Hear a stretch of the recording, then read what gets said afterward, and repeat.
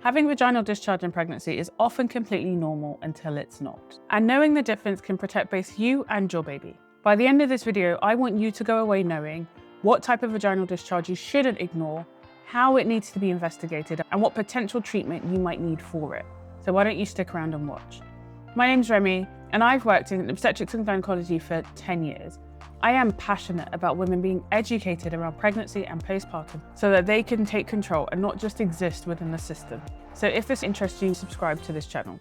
Having discharge in pregnancy, having discharge outside of pregnancy is normal.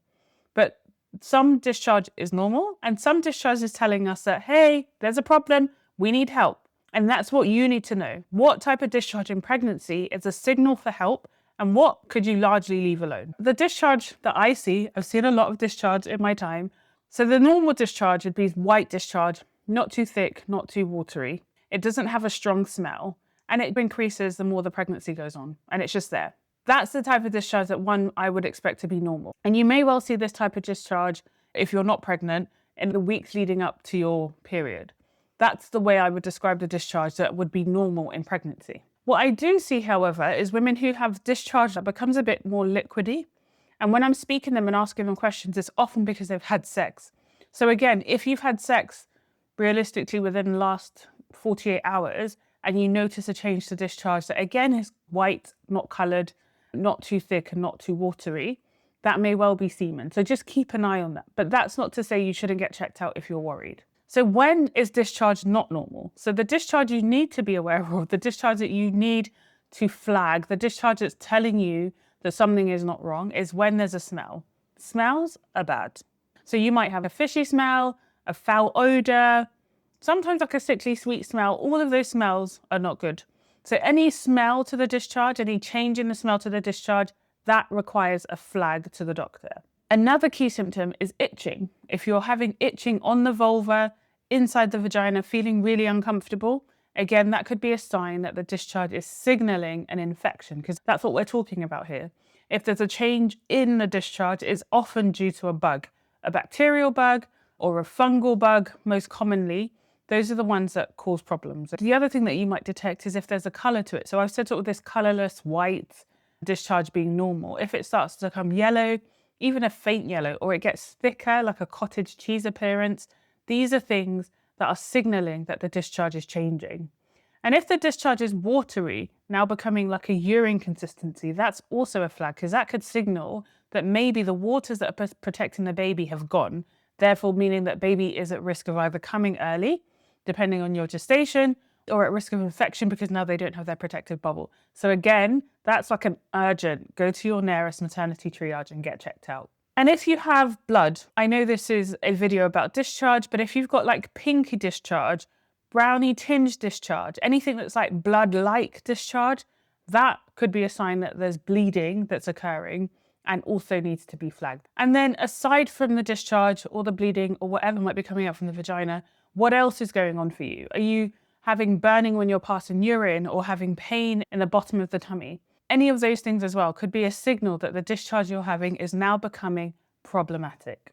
And this is where you need to take yourself to your nearest maternity centre and get checked out. This is what would happen. If I'm working in maternity triage and someone comes in, regardless of however many weeks pregnant they are, and they say to me, I'm having discharge, I'm going to ask a series of questions. I'm often going to ask, have you had sex? Because I've been caught out before where I've not been warned and then you see this really thick discharge and you're like, where's this come from? So you're going to ask about that.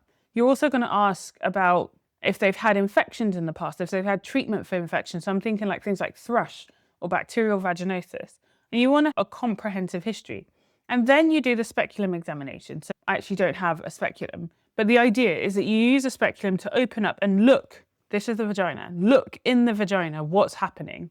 And often you'll see a collection of discharge. And it could be smelly. And often if it's like smelly, green, yellow, that signals a bacterial infection that would require treatment with antibiotics that are often quite safe to use in pregnancy. Or what I really regularly see in pregnancy is thrush, where you're getting like a cottage cheese, thick discharge that's collecting in the vagina. Sometimes they get the itching on the vulva. You can see redness on the skin, depending on the color of the patient, or discoloration on the skin. That might be in keeping with thrush. Their partner might have symptoms as well. So If your partner has any symptoms of an infection down below, that may also signal why you have symptoms of it. And just because you're pregnant doesn't mean that you can't have things like chlamydia or gonorrhea. And being like tested for that is also really important, because if that's there and it's untreated and then you have a vaginal delivery, there's a risk of passing it on to baby. So these are things that we really need to be aware of. When you see the discharge, more often than not, we would then take a swab to see what type of bug is growing. And the one I see most commonly is thrush. So that's a fungal infection in the vagina. And that would be treated with a pessary, so something that goes into the vagina to treat the bug. Sometimes you might need more than one dose because it just happens again and again in pregnancy. But also swabbing for things like I've mentioned, chlamydia, gonorrhea, bacterial vaginosis. So if those things are there, they can be treated, because at the time that you're delivering, what you really don't want is to pass any of that on to the baby. So chlamydia for babies can cause eye disease, blindness, like it can be really dangerous. So it's really worth making sure that those things are not there. But aside from the risk of the infection and potentially passing it on to baby, my handy tool, if you have an infection that just stays in the vagina, at the top of the vagina is the cervix, the neck of the womb. And after a while, that then begins to irritate that. And what that does is it sends signals around the uterus and causes irritation in the muscles that are holding the baby. And then over time, what happens is that those muscles start to contract and then puts you at risk of having an early labor, a preterm birth.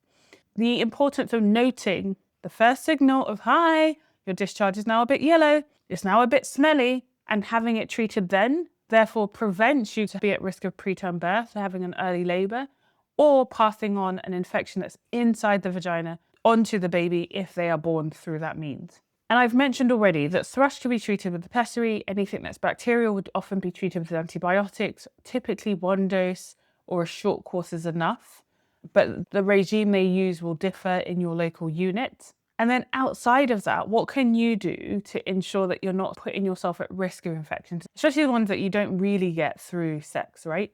So for instance, I remember seeing a patient at a point in pregnancy who had new discharge. I examined them, it was bacterial vaginosis. And I asked them, how are you washing?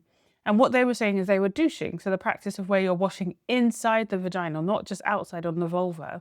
And then I had to explain to them that actually washing on the inside, what you're doing is you're disrupting the normal balance of the bugs that are there, and you're causing an overgrowth of a bug that you don't want that's causing this bacterial vaginosis.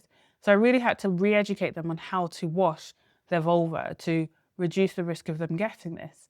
In addition to that, you want to make sure that you're not using perfume soaps on the vulva. You're not using like really perfumed detergent on your underwear.